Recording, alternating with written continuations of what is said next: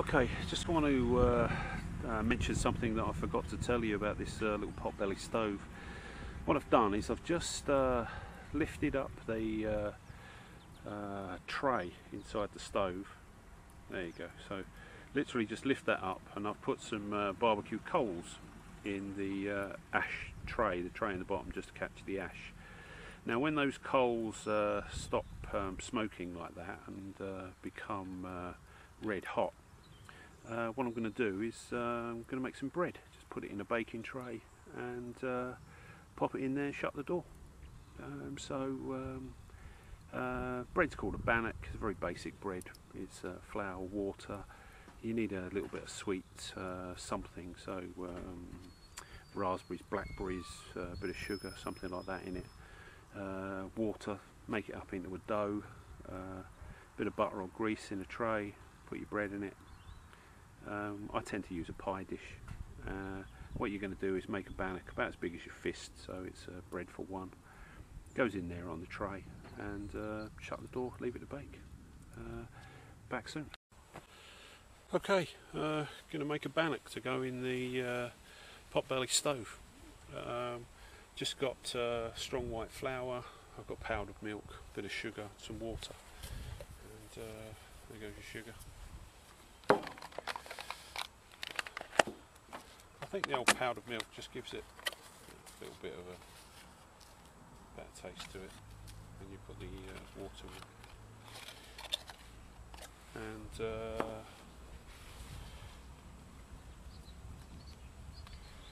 drop water. Put this plastic sheet on the top of this trailer just so that I can work on the top of it, wipe it down, yada, yada, yada.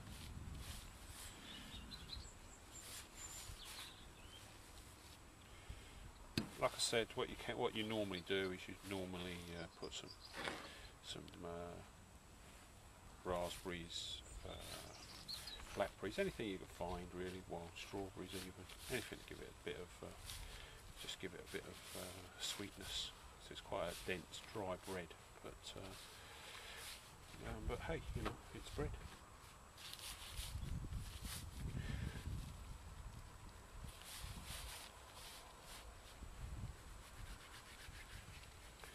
Jamie Oliver makes it look a lot easier, doesn't he?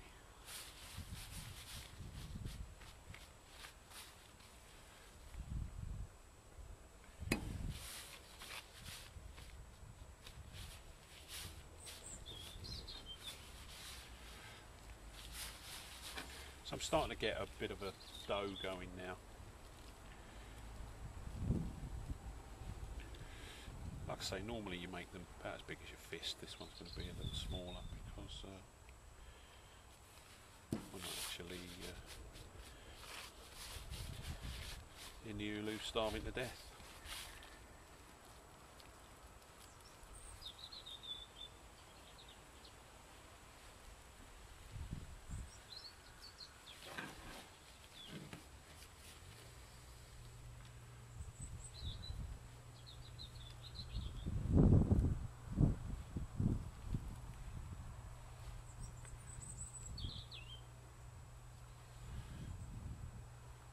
Okay, got a little bowl here that's going to fit into the potbelly stove.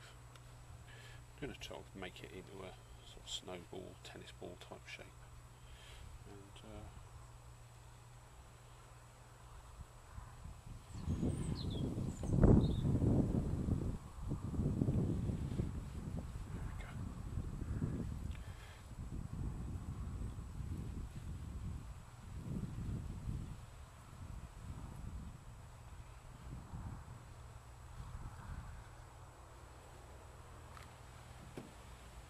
Okay, that's our flour, water, drop of sugar and a little bit of powdered milk.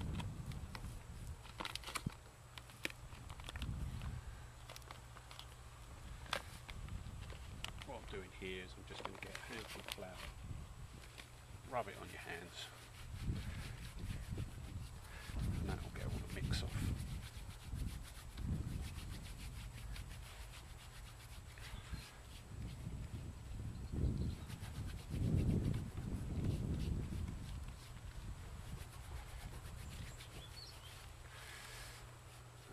suppose, of all this.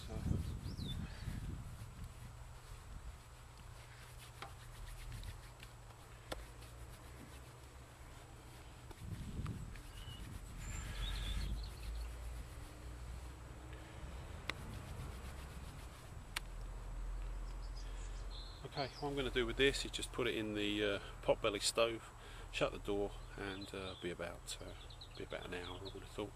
Back soon. Okay, back at the potbelly stove. Let's see if our bread's ready.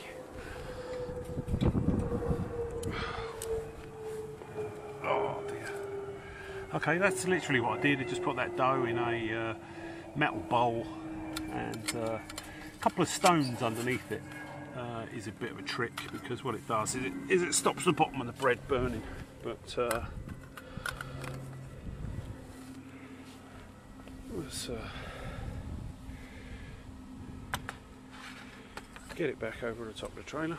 There you go.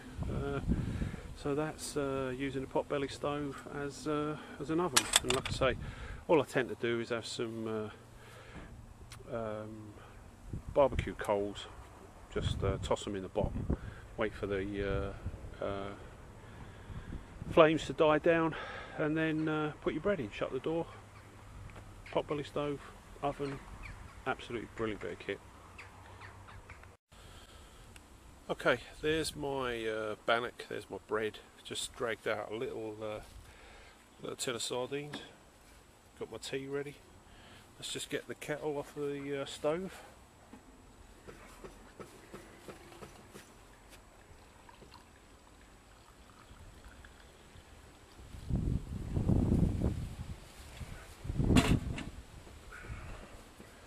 Right, put these together.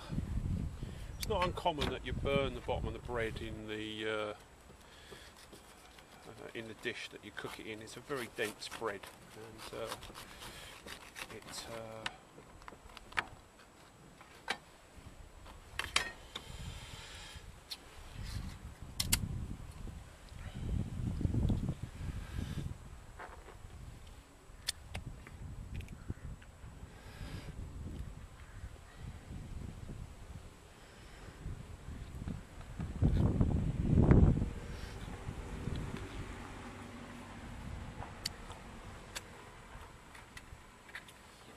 wow, how good does that look?